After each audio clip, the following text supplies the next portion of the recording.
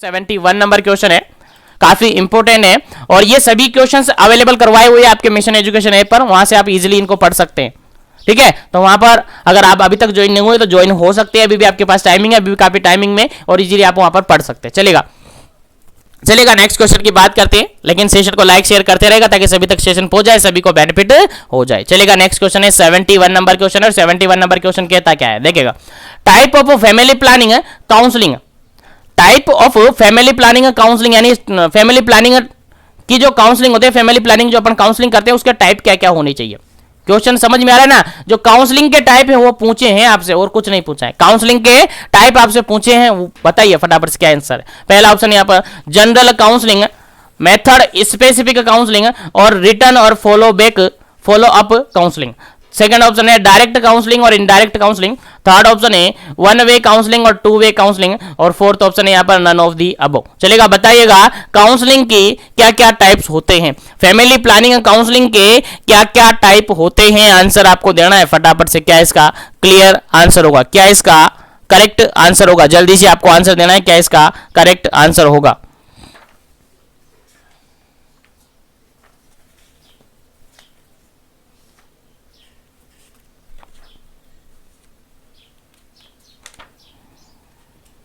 चलेगा, अगर यहां पर अगर बिल्कुल करेक्ट आंसर की अपन बात करें, बिल्कुल करेक्ट आंसर की अपन बात करें तो इस क्वेश्चन का जो बिल्कुल करेक्ट आंसर होगा आपका क्या होना चाहिए, ऑप्शन नंबर फर्स्ट यहां पर बिल्कुल करेक्ट आंसर होना चाहिए। क्या होना चाहिए, ऑप्शन नंबर फर्स्ट यहां पर बिल्कुल करेक्ट आंसर होना चाहिए। देखिएगा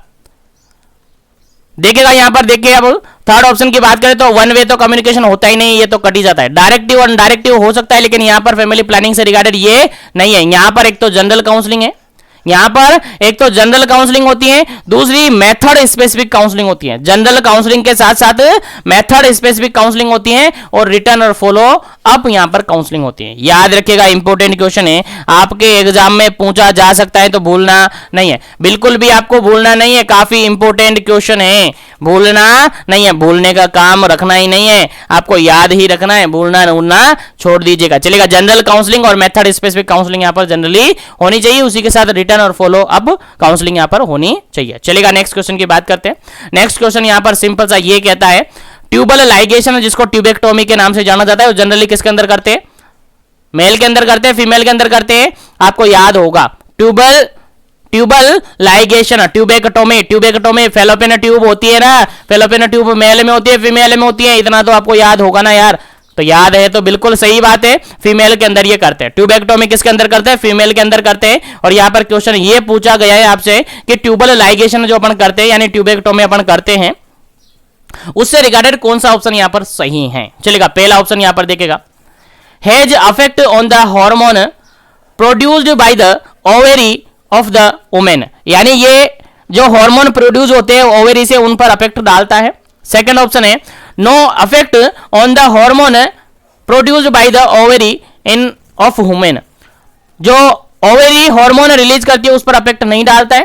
थर्ड ऑप्शन है यहां पर do not prevent the egg from the meeting the sperm and do not prevent the fertilisation को ये नहीं रोकता है।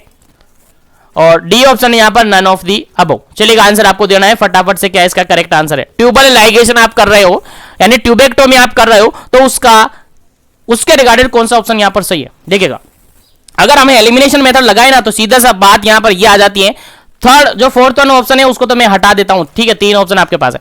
अगर थर्ड ऑप्शन की अपन बात करें, सी ऑप्शन की अगर अपन बात करते हैं, तो देखिएगा यहां पर ये कह रहा है do not prevent the fertilisation, तो फिर क्या किस लिए, मतलब ट्यूबेक्टोमी किया किस लिए, अगर फर्टिलाइजेशन को ये प्रिवेंट नहीं करता है, फर्टिलाइजेशन को ये प्रिवेंट नहीं करता है क्या, तो हमें मजा आता है कि हम कटवा कर या टाई करवा दे, नहीं, ये तो गलत ऑप्शन है। उसके बाद अगर बात करें फर्स्ट ऑप्शन की, तो देखेगा has effect on the hormone produce by the ovary, अरे यार फेलोपियन ट्यूब को आप काट रहे हो और काट कर बांध दे रहे हो या टाई कर रहे हो, ट्यूबल लाइगेट कर रहे हो, आप काट भी नहीं रहे हो, अगर वहां से बीच में से उसको फोल्ड करके बांध दे दिया आपने, टाई कर दिया, तो उसका ओवेरी से क्या लेना देना, ओवेरी तो अपना काम करेगी ना, तो सीधा सा काम है यहां पर ऑप्शन नंबर सेकंड बिल्कुल करेक्ट आंसर है कि ये किसी भी प्रकार का कोई इफेक्ट नहीं डालती है ओवेरी पर।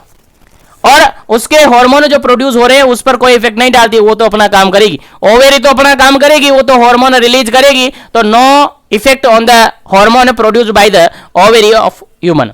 तो याद रखिएगा, सिंपल सा क्वेश्चन का आंसर क्या हो जाता है आपका, ऑप्शन नंबर बी हो जाता है, क्योंकि ट्यूबल लाइगेशन से आपके ओवरी के हार्मोन पर कोई इफेक्ट नहीं होता है, याद होना चाहिए। चलेगा, नेक्स्ट क्वेश्चन की बात करते हैं। नेक्स्ट क्वेश्चन आपके सामने 73 नंबर क्वेश्चन, और 73 नंबर क्वेश्चन कहता क्या है समझिएगा।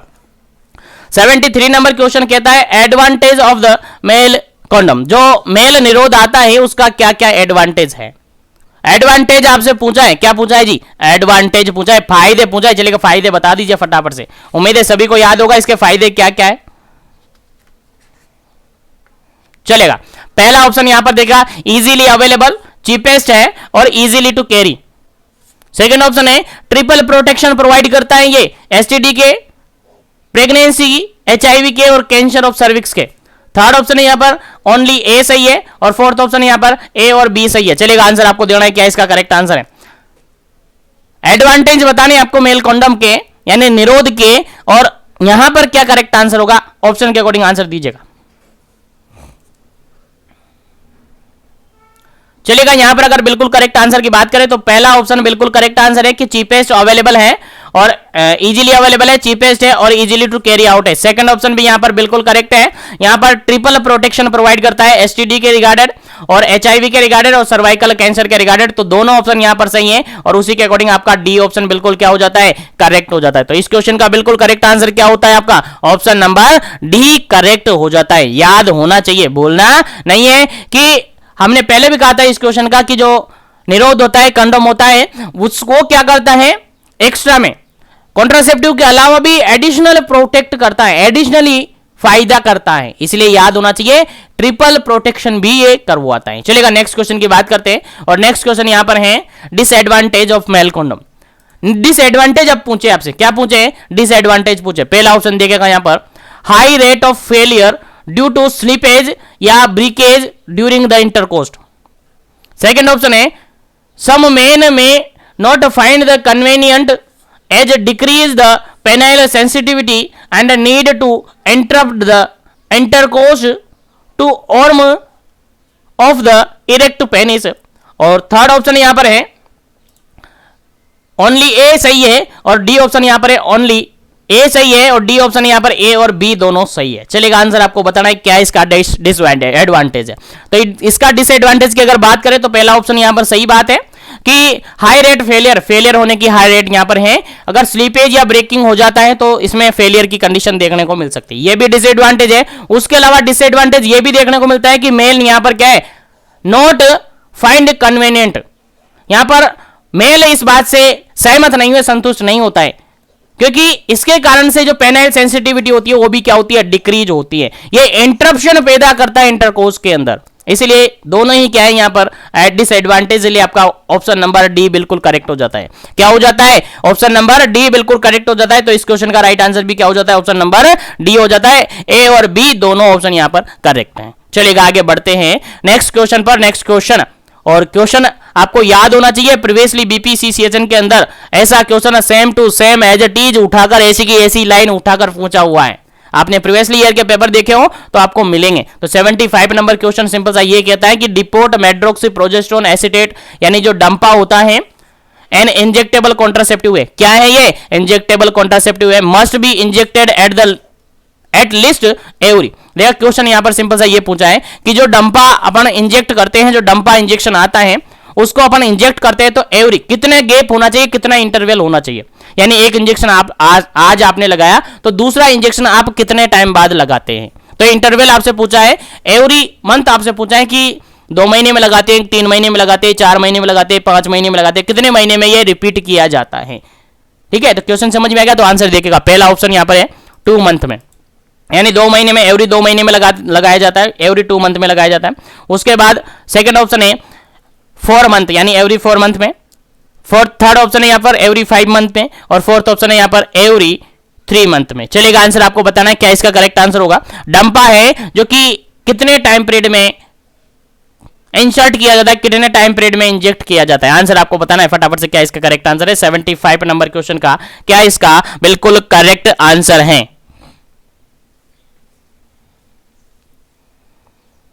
चलेगा। इस क्वेश्चन का अगर बिल्कुल करेक्ट आंसर की अपन बात करें तो ऑप्शन नंबर डी बिल्कुल करेक्ट आंसर है।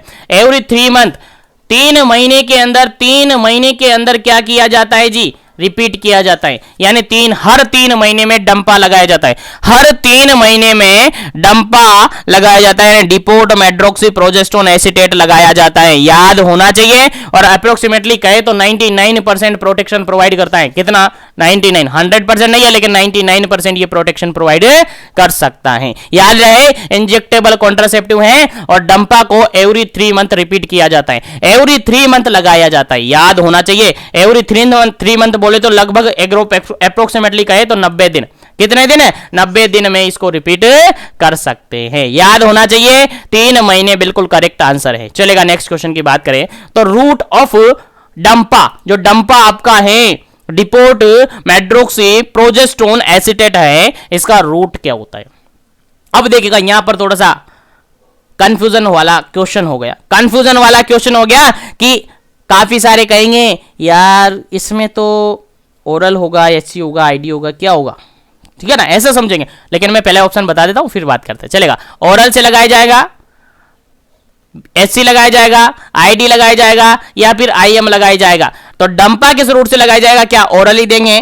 तो पहली बात तो यह है कि डंपा तो इंजेक्टेबल है, तो ओरली तो यहां पर काट देता हूं मैं। 3 ऑप्शन आपके पास बचे 3 ऑप्शन आपके पास बचे। एक तो एससी सबक्यूटेनियस, सेकंड ऑप्शन बचा है आईडी इंट्राडर्मल और फोर्थ ऑप्शन बचा है यहां पर आईएम इंट्रामस्कुलरली। चलेगा, आंसर आपको देना है, फिर इसका करेक्ट आंसर भी बताया जाएगा और जो आपके माइंड में डाउट हो रहा है ना इससे रिगार्डेड वो भी आपको बताया जाएगा।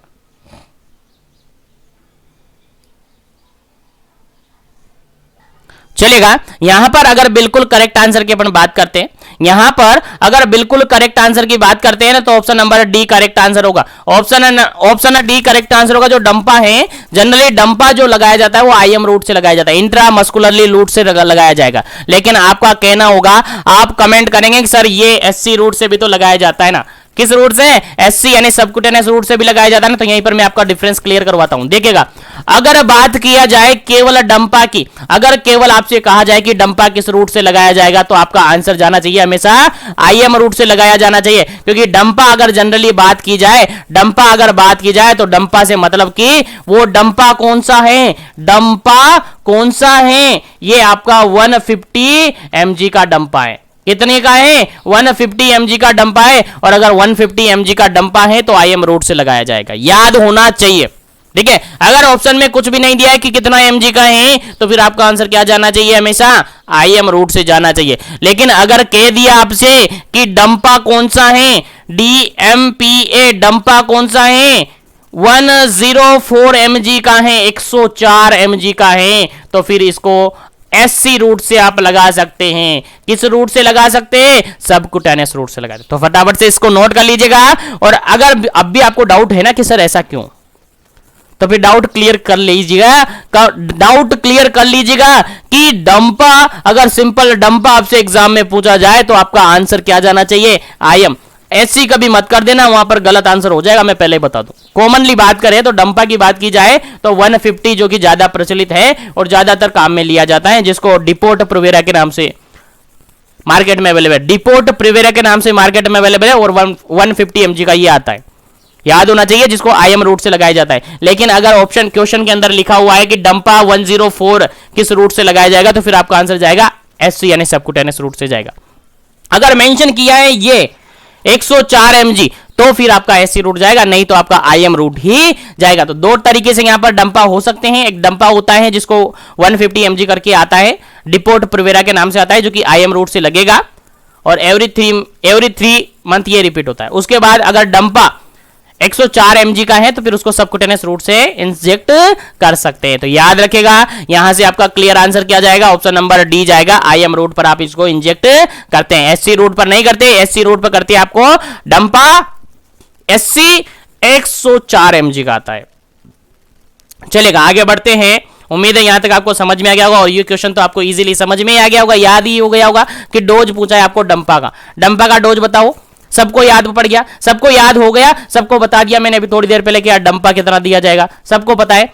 100 mg लगाया जाएगा, 120 लगाया जाएगा, 150 लगाया जाएगा और 200 लगाया जाएगा। काफी सारे तो अभी भी सोचेंगे सर कितना लगाया जाएगा, तो सोचने की बात है क्या? अभी थोड़ी देर पहले, 1 मिनट भी नहीं हुआ उसके पहले आपको मैंने बताया था, अगर फिर भी भूल गए तो फिर बहुत बहुत बुरी बात है। लेकिन बुरी बात नहीं है, कंसंट्रेशन के साथ बनो और अच्छी बात बनाओ। क्वेश्चन का राइट आंसर क्या होगा? ऑप्शन नंबर सी होगा। क्या होगा? ऑप्शन नंबर सी होगा। डंपा का अगर डोज आपसे पूछा जाए तो 150 mg का होगा। कितना? 150 mg का। यहां पर SC ना दिया है, यहां पर 104 mg ना दिया है, यहां पर केवल डंपा दिया है, तो आपका मोस्ट कॉमन लिखा जाएगा 150 जाएगा। अगर यहां पर दिया जाता आपको कि डंपा SC, बताओ रूट कितना, सॉरी डोज कितना, तो फिर आपका आंसर जाएगा 104 mg, 104 mg आपका आंसर चला जाएगा। उम्मीद है समझ में आ रहा होगा। तो सेशन को लाइक शेयर करते रहेगा और सबको पहुंचा दीजिएगा सेशन, ताकि सभी को बेनिफिट हो, क्योंकि हम मॉड्यूल्स को निचोड़ कर निकाल रहे हैं, मॉड्यूल को निचोड़ कर निकाल रहे। अब सर्दी तो कम होगी, नहीं तो तेल में तल के निकाल देते, लेकिन सर्दी तो कम हो गई, इसीलिए नेक्स्ट क्वेश्चन की बात कर लेते हैं अब, क्योंकि टाइम अपने पास कम है और अभी क्वेश्चन काफी ज्यादा है। चलेगा, क्वेश्चन है NETEN is given every in the dose of 200 mg through the intramuscularly route। देखिएगा सिंपल सी बात यहां पर होगी कि NETEN जो होता है नॉरहेस्टेरोन इनेंटेट होता है, ये IM रूट से लगाया जाता है। ये बात तो आपको याद रख लेनी है। डोज की बात करें तो 200 mg लगाया जाता है, ये भी आपको याद रख लेनी है। इंपोर्टेंट बता रहा हूं, क्वेश्चन बाद में सोल्व करेंगे, पहले आपको याद रख लेनी है। तो NETEN जो होता है IM रूट से लगाया जाता है, और इसकी डोज की अगर बात करें तो 200 mg लगाया जाता है, 200 mg लगाया जाता है। अब बात यहां पर यह की जा रही है कि ये कितने टाइम पीरियड में लगाया जाता है, कितने टाइम पीरियड में लगाया जाता है, कितने टाइम पीरियड बाद लगाया जाता है, एवरी कितने टाइम पीरियड बाद रिपीट किया जाता है। जैसे डंपा को 3 महीने में लगाया जाता है, इसको कब लगाया जाता है, आंसर आपको देना। पहला ऑप्शन देखेगा यहां पर 15 डेज में, 15 दिन में। सेकेंड ऑप्शन है 30 डेज में यानी 1 महीने में। सेकेंड ऑप्शन है 60 डेज में यानी कि 2 महीने में। और थर्ड ऑप्शन है 90 डेज में यानी 3 महीने में। चलेगा, बताइएगा कितने दिन में लगाया जाता है NETEN को।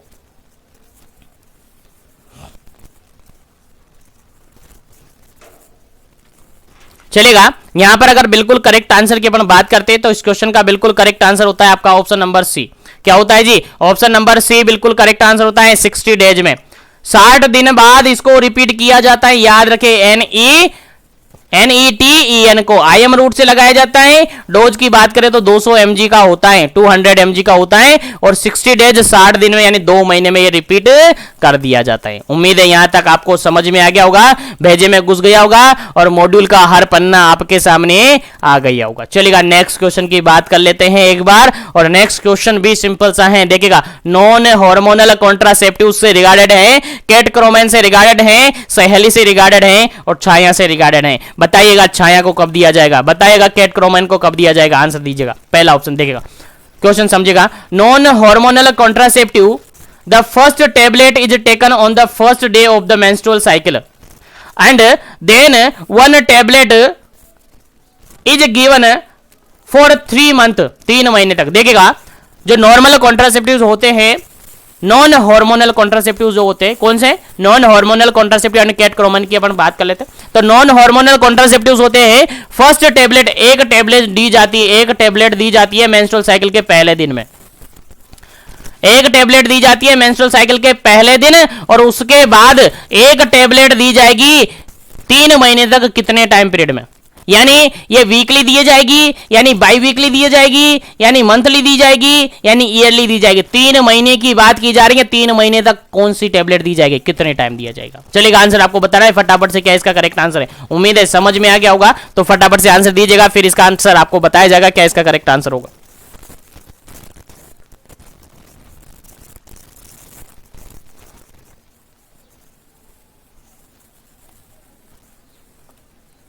चलेगा, यहां पर बिल्कुल करेक्ट आंसर की अगर अपन बात करते हैं तो ऑप्शन नंबर बी बिल्कुल करेक्ट आंसर है। ऑप्शन नंबर बी बिल्कुल करेक्ट आंसर है, याद होना चाहिए, याद होना चाहिए। देखिएगा, बाई वीकली लगाया जाता है। कैसे? बाई वीकली यहां पर लगाया जाता है, ये लेना चाहिए। देखिएगा, सबसे पहले बात करें तो जो नॉन हार्मोनल कॉन्ट्रासेप्टिव अपन ले रही हैं, स्टार्टिंग में तो जब स्टार्ट करते हैं अपन इसको, तो मेंस्ट्रुअल साइकिल का जो फर्स्ट डे होता है उसमें लेनी है 1 टेबलेट। यानी एक टेबलेट तो आपको मेंस्ट्रुअल साइकिल के फर्स्ट दिन लेनी है, उसके बाद 3 महीने तक ये बाई वीकली लेनी है, 3 महीने तक क्या लेनी है, बाई वीकली लेनी है, और उसके बाद रिपीट कर देनी है केवल 1 टेबलेट, रिपीट कर देनी है केवल 1 टेबलेट। कब तक, जब तक की वो लेडीज वो वुमेन नहीं चाहती प्रेग्नेंट होना, तब तक की उसको एक टेबलेट लेना है। समझ में आ रहा है ना क्या कह रहा हूं? बिल्कुल, पहले स्टार्ट करना है, फर्स्ट मेंस्ट्रुअल साइकिल का फर्स्ट डे है, वहां पर एक टेबलेट लेनी है, उसके बाद एक टेबलेट बाई वीकली लेनी है 3 महीने तक। कब तक? 3 महीने तक लेनी है, और 3 महीने के बाद सिंगल टेबलेट लेनी है, जब तक वो लेडी चाहे तब तक। जब तक वो लेडी प्रेग्नेंट नहीं होना चाहती है तब तक उसको लेनी है, और जैसे ही उसको लगा कि नहीं अब प्रेग्नेंट की बात है तो फिर वो टेबलेट को वहीं से छोड़ सकती है। तो याद रहना चाहिए, यहां से कोई सा भी क्वेश्चन आपके एग्जाम में पुटअप हो सकता है, कैसे भी पूछा जा सकता है।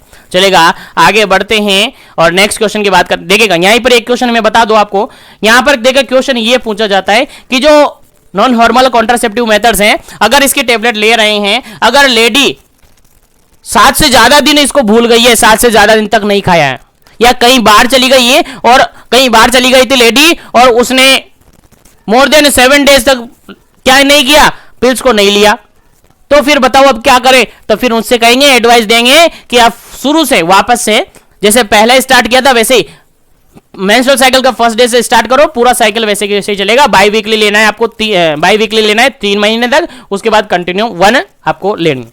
ठीक है, ये बता देना है आपको लेडी को, और ये आपको जानकारी होनी चाहिए क्योंकि आप कम्युनिटी हेल्थ ऑफिसर हैं। चलेगा, नेक्स्ट क्वेश्चन की बात करते हैं। नेक्स्ट क्वेश्चन आपके सामने है, what do you mean by the abortion? Abortion से आप क्या समझते हैं? अबॉर्शन से आप क्या समझते हैं? और यहां पर काफी सारे कहेंगे कि सर यहां पर थोड़ा सा डाटा मिसप्रिंट है। मिसप्रिंट नहीं है, आपके मॉड्यूल्स के अकॉर्डिंग, और आपके मॉड्यूल्स के अकॉर्डिंग आपको याद रखना है, क्योंकि आपके मॉड्यूल्स के अकॉर्डिंग ही पेपर सेट होगा, उसके अकॉर्डिंग आपको ऑप्शन है देखने को मिलेंगे। चलेगा, देखिएगा 80 नंबर क्वेश्चन कहता है, what do you mean by the abortion? Abortion क्या समझते हैं? अबॉर्शन से आप क्या समझते हैं? पहला ऑप्शन देखिएगा, termination of pregnancy before the fetus become the viable,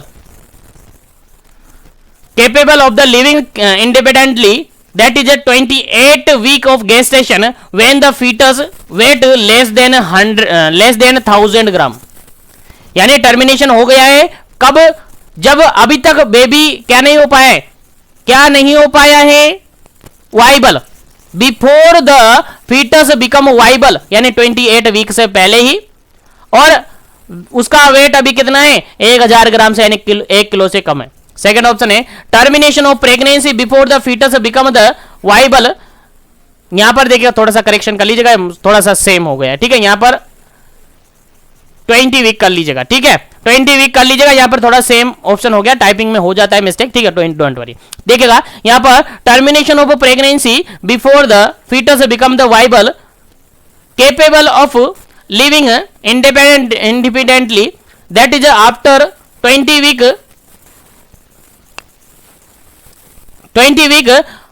और when the fetus weight less than the 1000 ग्राम। और नेक्स्ट क्वेश्चन है, नेक्स्ट ऑप्शन है, टर्मिनेशन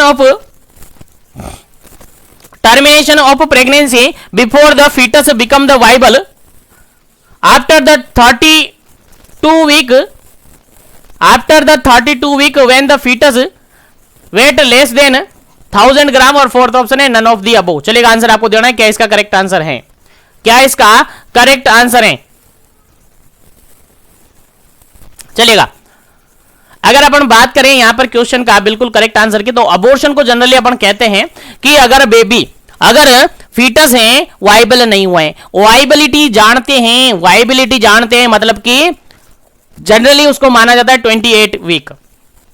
28 वीक के बाद बेबी क्या हो जाता है? फीटस क्या हो जाता है? वाइबल हो जाता है, ठीक है।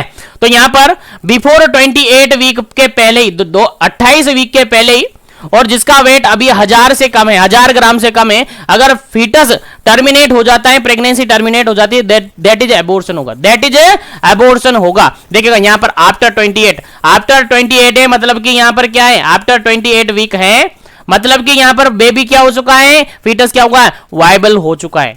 क्या हो चुका है? वाइबल हो चुका है, तो इसको अबॉर्शन नहीं कहेंगे। 32 ये भी ज्यादा हो गया, इसमें भी वाइबल हो चुका है, इसको अबॉर्शन नहीं कहेंगे। लेकिन 28 वीक से अभी कम की प्रेगनेंसी है, 28 वीक से अभी कम की प्रेगनेंसी है, और कई जगह आपको ये 22 भी मिलेगा, कई जगह आपको ये 20 वीक भी मिलेगा। लेकिन अकॉर्डिंग टू आपका मॉड्यूल्स यही ऑप्शन है, और यही ऑप्शन के अकॉर्डिंग आपको आंसर देना है, आंसर आपको याद रखना है। यानी अगर प्रेगनेंसी 28 वीक से ज्यादा की नहीं हुई है, यानी पहले की भी है, और बेबी का वेट अगर अभी तक 1000 ग्राम से ज्यादा नहीं हुआ है, यानी कम है, तो ऐसी कंडीशन में अगर टर्मिनेट हुई है pregnancy, that consider the abortion, that consider the abortion. तो अबॉर्शन क्या हो गया यहां पर कि टर्मिनेशन हो गया है प्रेगनेंसी का, जहां पर अभी प्रेगनेंसी 28 वीक से ज्यादा की नहीं हुई, यानी 28 वीक से कम की प्रेगनेंसी है, और उस टाइमिंग में बेबी जो है, फीटस जो है, उसका वजन कितना है, 1000 ग्राम से कम देखने को मिल रहा है। तो ऐसी कंडीशन को अपन कहते हैं अबॉर्शन। क्या कहते हैं जी? अबॉर्शन कहते हैं। चलिए आगे बढ़ते हैं और नेक्स्ट क्वेश्चन की बात करते हैं, टाइप ऑफ अबॉर्शन। अबॉर्शन के टाइप अपन देखते हैं। तो अबॉर्शन के टाइप की बात अगर करते हैं तो अबॉर्शन के टाइप क्या क्या होते हैं, ऑप्शन की बात करते हैं। पहला ऑप्शन है स्पॉन्टेनियस अबॉर्शन और इंड्यूस्ड अबॉर्शन। सेकंड ऑप्शन है डायरेक्ट अबॉर्शन और इनडायरेक्ट अबॉर्शन। थर्ड ऑप्शन है रिकरेंट अबॉर्शन और सेप्टिक अबॉर्शन। फोर्थ ऑप्शन है नन ऑफ द अबव। इसको मैंने काट दिया, 3 ऑप्शन है आपके पास, फटाफट से आंसर दीजिएगा क्या इसका करेक्ट आंसर है। टाइप ऑफ अबॉर्शन की अगर अपन बात करें तो अबॉर्शन के क्या क्या टाइप्स हो सकते हैं।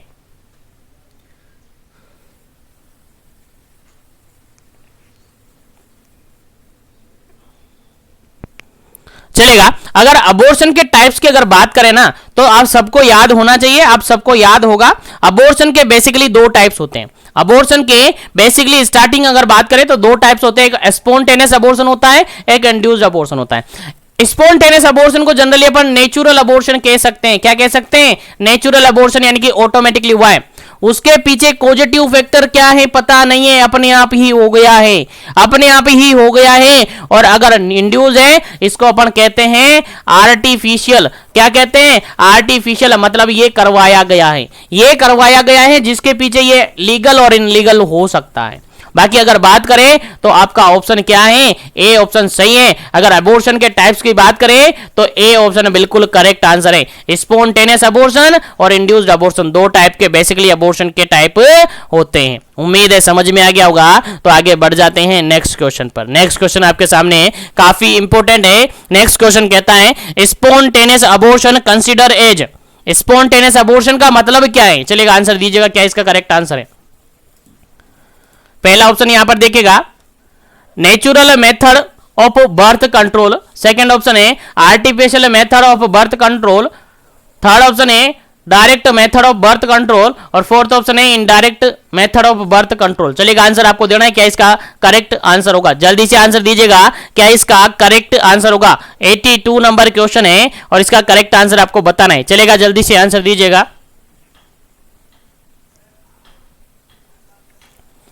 चलेगा, स्पॉन्टेनियस मतलब कि ऑटोमेटिकली हुआ है, अपने आप हुआ है। ऑप्शन नंबर फर्स्ट बिल्कुल करेक्ट आंसर है। ऑप्शन नंबर फर्स्ट बिल्कुल करेक्ट आंसर है। क्या करेक्ट आंसर हो गया? स्पॉन्टेनियस अबॉर्शन मतलब कि नेचुरल मेथड से अबॉर्शन हुआ है। कैसे हुआ है? नेचुरल मेथड से हुआ है, अपने आप ही हुआ है, पता नहीं है, अपने आप हुआ है, नेचुरल मेथड से अबॉर्शन हुआ है। अगर नेचुरल मेथड से अबॉर्शन हुआ है, बर्थ कंट्रोल हुआ है, that is spontaneous abortion, that is spontaneous abortion. ठीक है, याद रहना चाहिए। उम्मीद है समझ में आ गया होगा। तो सेशन को लाइक शेयर करें और ज्यादा से ज्यादा सेशन तक पहुंचाए ताकि सभी तक सेशन पहुंचे और सभी बेनिफिट ले। और जो भी कैंडिडेट पहली बार विजिट कर रहा है सेशन को जरूर से लाइक शेयर करके चैनल को जरूर से सब्सक्राइब कर लीजिएगा ताकि इसी तरीके से आपको कंटिन्यू सेशन मिलता रहे। चलेगा नेक्स्ट क्वेश्चन एक बार फिर से 83 नंबर क्वेश्चन एक बार फिर से कहता है स्पॉन्टेनियस अबॉर्शन का क्या मीन्स है।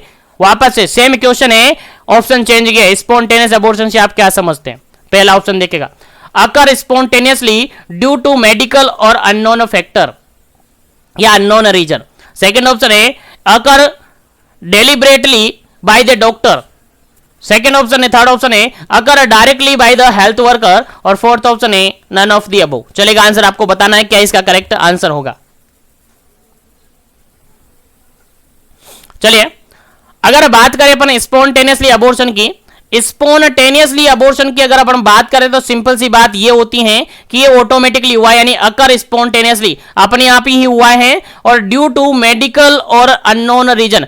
उसके पीछे मेडिकल कारण हो सकता है, उसके पीछे कुछ अननोन कारण हो सकते हैं, लेकिन अपने आप हुआ है, करवाया नहीं गया है, that is spontaneous abortion, that is spontaneous abortion. अगर डेलिब्रेटिंग यानी चाहकर करवाया जाता है, जानबूझकर करवाया जाए डॉक्टर से, दैट इज इंड्यूस्ड अबॉर्शन। अगर डायरेक्टली हेल्थ वर्कर से करवाया जाए, दैट इज इंड्यूस्ड अबॉर्शन। तो दो टाइप के अबॉर्शन हो गए यहां पर। नेचुरल अगर स्पॉन्टेनियसली हो रहा है, ऑटोमेटिकली हो रहा है, तो स्पॉन्टेनियसली अबॉर्शन है। और अगर डेलिब्रेटली करवाया जा रहा है, अपनी इच्छा से करवाया जा रहा है, आप मन चाहे तरीके से करवाया जा रहा है, डॉक्टर से करवाया जा रहा है, तो वो इंड्यूस्ड अबॉर्शन के अंदर आता है। याद होना चाहिए, भूलना नहीं है। चलेगा, आगे बढ़ते हैं और नेक्स्ट क्वेश्चन की बात करते हैं। नेक्स्ट क्वेश्चन है आपका, इंड्यूस्ड अबॉर्शन मींस क्या होता है? चलेगा, आंसर बताएगा इंड्यूस्ड अबॉर्शन क्या होता है। देखिएगा, इंड्यूस्ड अबॉर्शन मींस, पहला ऑप्शन है deliberately induced may be legal और इनलीगल, सेकंड ऑप्शन है स्पॉन्टेनियस अबॉर्शन, थर्ड ऑप्शन है डायरेक्ट अबॉर्शन और फोर्थ ऑप्शन है नन ऑफ द अबव। चलेगा, आंसर दीजिएगा, क्या इसका करेक्ट आंसर होगा? जल्दी से अपना आंसर देना है, क्या इसका करेक्ट आंसर होगा, उसके बाद इसका करेक्ट आंसर आपको बताया जाएगा। जल्दी कीजिएगा, क्या इसका करेक्ट आंसर होगा। इंड्यूस्ड अबॉर्शन मींस क्या होता है? इंड्यूस्ड अबॉर्शन मींस क्या होता है, आंसर आपको देना है। देखिएगा, अभी थोड़ी देर पहले मैंने बताया इंड्यूस्ड अबॉर्शन मींस होता है कि उसको डेलिब्रेटली इंड्यूस्ड करवाया जा रहा है, यानी आपकी इच्छा से करवाया जा रहा है, आप खुद चाहकर उसको करवा रहे हैं, और ये लीगल और इलीगल दोनों ही हो सकता है। ठीक है, आपकी इच्छा से आप खुद करवा रहे हैं तो वो इंड्यूस्ड अबॉर्शन है। स्पॉन्टेनियस तो होगा नहीं, डायरेक्ट होगा नहीं, और none of the above cut जाता है। तो ऑप्शन नंबर फर्स्ट इस क्वेश्चन का बिल्कुल क्या हो जाता है, करेक्ट आंसर हो जाता है। ऑप्शन नंबर फर्स्ट बिल्कुल करेक्ट आंसर हो जाता है। चलेगा, नेक्स्ट क्वेश्चन की बात करते हैं।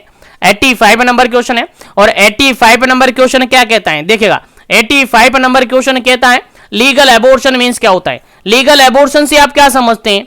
लीगल अबॉर्शन से आप क्या समझते हैं? आंसर दीजिएगा फटाफट से। पहला ऑप्शन है done by qualified doctor under the specific indication, second option है डायरेक्ट अबॉर्शन, थर्ड ऑप्शन है इनडायरेक्ट अबॉर्शन, फोर्थ ऑप्शन है नन ऑफ द अबव। चलेगा, आंसर दीजिएगा, क्या इसका करेक्ट आंसर होगा। जल्दी कीजिएगा, क्या इसका करेक्ट आंसर होगा, उसके बाद हम नेक्स्ट क्वेश्चन की बात करेंगे। चलेगा, लीगल अबॉर्शन की बात की जा रही है तो लीगली किया जाएगा, यानी एक क्वालिफाइड डॉक्टर यहां पर करेगा। क्वालिफाइड डॉक्टर इस अबॉर्शन को परफॉर्म करेगा, इस अबॉर्शन को कंप्लीट करवाएगा। कहां पर, क्यों करवाएगा? हर कोई डॉक्टर नहीं करवा सकता है अबॉर्शन, हर डॉक्टर अबॉर्शन नहीं करवा सकता, उसके पीछे कुछ स्पेसिफिक कारण हो सकते हैं, उसके पीछे स्पेसिफिक कुछ इंडिकेशन होने चाहिए, तभी जाकर ये डॉक्टर अबॉर्शन करवाएगा। नहीं तो क्वालिफाइड डॉक्टर यहां पर लीगल अबॉर्शन नहीं करवा सकता, फिर वो इलीगल के अंदर आ जाएगा। अगर स्पेसिफिक इंडिकेशन के देखते हुए अगर क्वालिफाइड डॉक्टर अगर अबॉर्शन करवाता है, दैट इज लीगल अबॉर्शन। और अगर कोई स्पेसिफिक कोई कोज वहां पर नहीं है, कोई स्पेसिफिक इंडिकेशन नहीं है, और फिर भी लीगल तरीके से यहां पर कहना चाहे तो नहीं कहेंगे। ठीक है, तो लीगली कब होगा? जब कोई स्पेसिफिक इंडिकेशन होंगे और एक क्वालिफाइड डॉक्टर यहां पर क्या करवाएगा, अबॉर्शन करवाएगा, that is a legal abortion होगा। चलिएगा, आगे बढ़ते हैं, नेक्स्ट क्वेश्चन की बात करते हैं। नेक्स्ट क्वेश्चन आपके सामने 86 नंबर, और 86 नंबर क्वेश्चन सिंपल सा ये कहता है इलीगल अबॉर्शन मींस क्या होता है। इलीगल अबॉर्शन मींस क्या होता है? इलीगल जानते हो, बिल्कुल कानून के खिलाफ। चलेगा, पहला ऑप्शन यहां पर performed by the unqualified person under the hazardous condition, last resort of human to end the pregnancy at the risk of their own lives. Second option है यहाँ पर performed by the qualified person under the hazardous condition, last resort the woman to end their pregnancy the risk of own lives. C option है यहाँ पर A and B दोनों, और fourth option है यहाँ पर नन ऑफ द अबव। चलेगा, answer आपको देना है फटाफट से, क्या इसका करेक्ट आंसर होगा।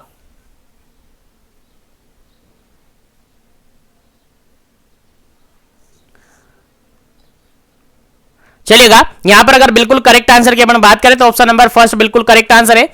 इलीगल मतलब कि अनक्वालिफाइड पर्सन यहां पर करवा रहा है, अनक्वालिफाइड पर्सन यहां पर अबॉर्शन करवा रहा है, दैट इज इलीगल, और यहां पर कुछ कंडीशंस हो सकती है उसके पीछे। नेक्स्ट क्वेश्चन की बात करें 87 number question. 87 number question simple सा क्या कहता है, समझिएगा, आंसर आना चाहिए। 87 नंबर क्वेश्चन कहता है व्हाट आर द मेथड या type of inducing method. Inducing abortion यानी स्पॉन्टेनियस तो ऑटोमेटिकली होगा, नेचुरली होगा, लेकिन यहां पर पूछा गया कि इंड्यूस्ड अबॉर्शन अपन करवाते हैं तो उसके मेथड्स क्या क्या हो सकते हैं, उसके टाइप्स क्या क्या हो सकते हैं। आंसर आपको देना, पहला ऑप्शन यहां पर देखिएगा मेडिकल एबॉर्शन और सर्जिकल एबॉर्शन। सेकेंड ऑप्शन देखेगा डायरेक्ट और इनडायरेक्ट एबॉर्शन। थर्ड ऑप्शन देखेगा रिकरेंट और स्पॉन्टेनियसली एबॉर्शन। और डी ऑप्शन यहां पर देखेगा नन ऑफ दी अबोव। चलेगा, क्या इसका करेक्ट आंसर होगा? जल्दी से आपको आंसर बताना है, क्या इसका करेक्ट आंसर होगा? 87 का करेक्ट आंसर क्या होगा?